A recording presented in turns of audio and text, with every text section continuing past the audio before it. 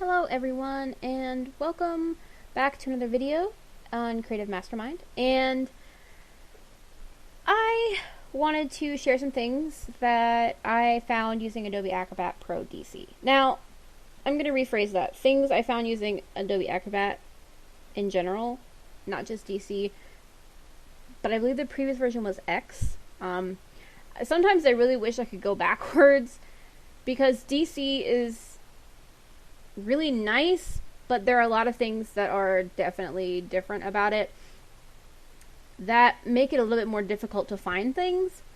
Whereas I believe it was, I'm going to call it X because I think that's what it was, that X was really good about putting right there in front of you, so it was so easy to find. And I don't know what Adobe was thinking doing the UI for DC. I mean, some of it's really great and versatile, but in other respects, things are harder to find. Now, they give you this really nice convenient sidebar over here, which you can't drag to the top, that I've noticed anyway. Maybe you can, and I'm just a complete noob at this. But they give you the ability to shift this toolbar, shift this toolbar in and out really simply with a click, so you have a full screen if you're looking at something and precisely checking it out. But there are a lot of things that they give you on this sidebar that I personally don't use. Their tools are also available over here at this top little tab. There's a lot of things that they give you that aren't important for me personally. I don't use fill and sign, I don't use prepare form, I don't use send for signature, I don't use send and track. I don't use these things, and they're in your sidebar anyway, and you can take them out. It's really easy. You can actually just right click and remove shortcut, and it will remove whatever shortcut. Like, we're gonna move this one away, which I believe is protect. It's really easy, and all you have to do to put them back is to click and drag them, and you can easily click and drag and readjust. So if you use this particular tool a lot, you can drag it to the top. It's really simple to change around, but it can be a little mind-boggling at first because everything is so different from the previous version. Now, there are quite a few things about Adobe Acrobat that I've found super helpful, and there were things I had no idea about. Well, some I did, but some were completely foreign to me when I first learned about them. And this was after I finished school, so it was like mind-blowing to me that Adobe was so much more versatile than I originally believed. Now, this is the PDF that we created in the previous video for Bleeding Everywhere, and we're going to use it as a kind of a stand-in for, I didn't make a PDF for this particular video, so I'm just going to use the previous one, because I kind of did this on the fly because I was thinking about it. Shh, go away. But Adobe Acrobat has a lot of little tools that can be super helpful and save production time. Now, I will mention in regards to production time that I personally remove tools I'm not going to use on the sidebar here. Because if I have 6 million tools that are in this sidebar that I'm not going to use, and the ones I do are at the very bottom, then that doesn't help me when I'm trying to find things during production. And I have removed quite a few that are on here, like I was mentioning earlier, and put in ones I do use. There are a few things that I find helpful that I'm going to share with you because it streamlines the process a lot easier for me. Now, there are a few tools also that I am going to talk about that I don't use as often, but still are really important. If a customer gives you several PDFs and says, well, I want all these in the same document. Now, the quickest and easiest way that I've noticed to do that is to combine files. And it literally is combining and arranging the files you decide into a single PDF. And then it turns it into a binder. Now, I'm going to jump over on the screen you can't see. I'm going to drag some things. You can drag and drop, or you can simply add it in. It doesn't matter. Adobe Acrobat will see it anyway. And once you've added them in, you can change their order. So if you have a 50-page document that a customer has given to you, and they've last minute added in these 4 pages, you can actually drag from another PDF and drag them in. or you can simply combine the two PDFs and rearrange the pages. But once you've got what you want in there for the PDF, you just click combine, excuse me, not with the D on the end, and it'll go through and it'll convert them so they all can sit in the same PDF, and they will. But what they'll call it is a binder. Now, depending on how many binders you've made that day, regardless if you saved them or not, it'll say binder, whatever that number. This is the second binder I've done today. I combined something for a client earlier, but this will essentially be your way to combine, and then you just simply save the PDF and you can go about your merry way. One word of caution, you can do a lot of different file types with this particular method. One word of caution though is when you do this with Word documents, for some reason I've noticed that if you directly import, like you directly drag, like I did these files, into the box and they're still .doc or docx, like the .x files and the doc files, they will cut off at the wrong space for, like, we're used to seeing like a margin around stuff when it comes from Word, but Adobe, for some reason, this particular version, I didn't try it on X, but this particular version will cut it off at weird spots, so you may lose lines. What I recommend doing before that is, in Microsoft Word, you can save as a PDF and then drag this in, but I personally wouldn't recommend dragging a doc file or a docx file into Adobe Acrobat. Now you can, but I personally don't recommend it. I've had a lot of issues with that. But it's really simple in Microsoft to save a PDF, so it's not a big deal. And you can really easily save this particular thing that you've combined. This is actually stock from Design Cuts. I love that website. They're really great for paid stock, and they have really great deals. But this is all stock from the same place. I obviously wouldn't combine this PDF this way, but just for illustration purposes, I could save this, send it to the customer. That I wouldn't do that, but I can. It gives you that capability. Like if you have a project and your professor wants to see all the stock you're using, this would be a particularly good way to do it. Or I had a professor in college who wanted to see our roughs and our comps and our finals of a project all in the same PDF, and this is how we did it. We combined this way. Now, in regards to other tools that you can use from Adobe Acrobat, one of them is, it used to be up here on the toolbar, it used to be separate, but it's a print production. They've put a lot of things inside this one singular button, but a couple of them are really important. For me, design output is super important, because if a client comes to you and says, hey, I need something made at this exact color. Now, sometimes you can look at it go and say, okay, that's so-and-so color. I can get that as close to possible. But what I found is really easy is if they give you electronic copy or you scan in their copy, you have this option called separations. Now what you can do is you can hover over anything and it'll tell you the color value. So whatever that color value is, like this blue is 925817.2. And I can literally type that into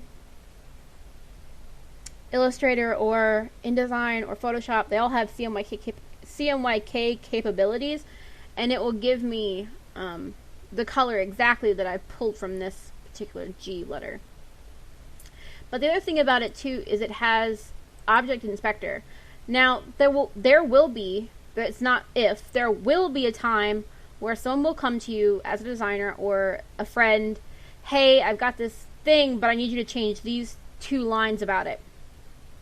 This happens really often, particularly with clients that I work with, and they'll have something pre-made and a date will have changed or a location will have changed, and Object Inspector will actually let you click on text, and it will give you, down here at the bottom, it'll give you the font name and the size, whether it's open type or true type. Excuse me. And It'll also give you like the color space and the size, but I am always more concerned about this part. This is what I use it for, is being able to find out what font it is and what size it is. Now, whether the font is free or not, that's a totally different thing, but it will at least tell you where you can head in the right direction for the font you're looking for. And it's super helpful. I'm always using the object inspector and the separations to find colors, to match stuff. I've had people tell me, oh, I want this thing made from this color. Well, or green. And your green may be different from their green, and it's very mind-boggling until you're like, okay, bring me a sample of whatever green you're talking about, or look in my Pantone color book, and let's pick a green, because green is so vague. People will do that to you. As a designer, I'm going to warn you, people will do that to you all the time. Like, they'll be like, make me something in blue. But, like, you always have to ask open-ended questions. Like, make them tell you what kind of blue, because it'll save you so much time. But the other thing about the print production buttons is this little edit object. Now, the only time I use edit object is mostly to take out crop marks. Now, I love when customers will give me crop marks on their stuff, but they'll also give color bars, which can be a hassle to try to work around. While they're super helpful for some things, most of the things I do, they're not helpful for. So I end up taking them out. But you can click and drag, and you can select objects, and I can take away these crop marks, because the crop marks show me that you made bleed, and I totally appreciate that. But they get in the way with printing because of the way the crop marks are made. So the easiest way to take care of that is to delete them from the document. And then you can resave the document as without crop marks or something like that. But then it'll allow you to import it directly into InDesign, and you can work from there as to if it has to be so many up in one file on 11 by 17 or 12 by 18 to be printed. Printers, if you're watching this, you'll probably know what I'm talking about. Not a lot of people know that printers do it this way. People assume that you print something on one single piece of paper a million times. I've actually had people tell me that they think that. But most of the time, things will be printed up. So you have to make it to the point where it's okay to be upped and you're not having interference. And taking out those crop marks will help that.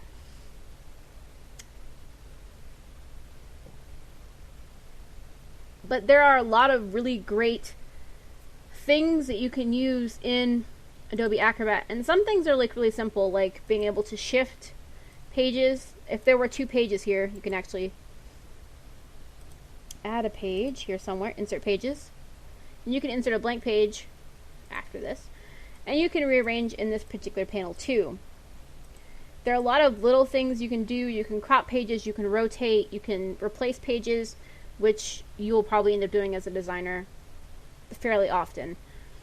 You can print single pages, but more oftenly you'll end up moving pages around. Like you can see bookmarks, you can add a bookmark to a certain page as a designer. If you're looking at if you're making a digital magazine, you can add bookmarks into the PDF if it's just simply print and you want to be able to scroll through it. But this completes the things for this particular video. There is a lot more to Adobe Acrobat and to PDF stuff in general, but I feel like that would end up being forever long if I talked about all that.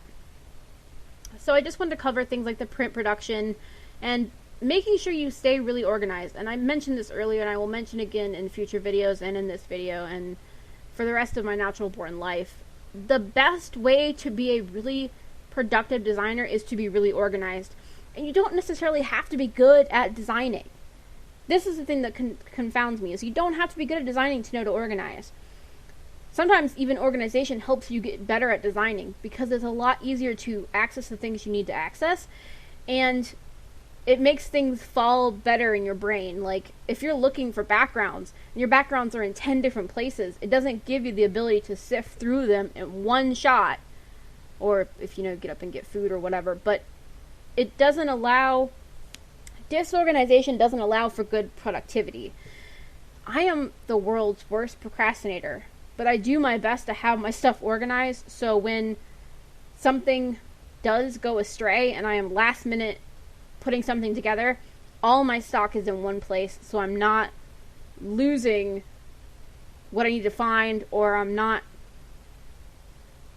including something because I can't find it. But there are a lot of things that are helpful for organizing and getting rid of buttons, like I showed you earlier here in Acrobat, are really good ways to help productivity, because if you don't see the button and it's not there, it's not distracting you. It's not making you go, oh, what's that button? Or mistakenly clicking it. Just the buttons you use should be the buttons that are there. It's like clothes you don't wear. You take them out of the closet and you donate them, or you resell them, or you do something else with them because you don't wear them, so why have them? Why take up space? But try and use these particular items in Adobe Acrobat. Look at them, mess with them. There's always the undo button, so you can always go back and put something back in if you've taken it away.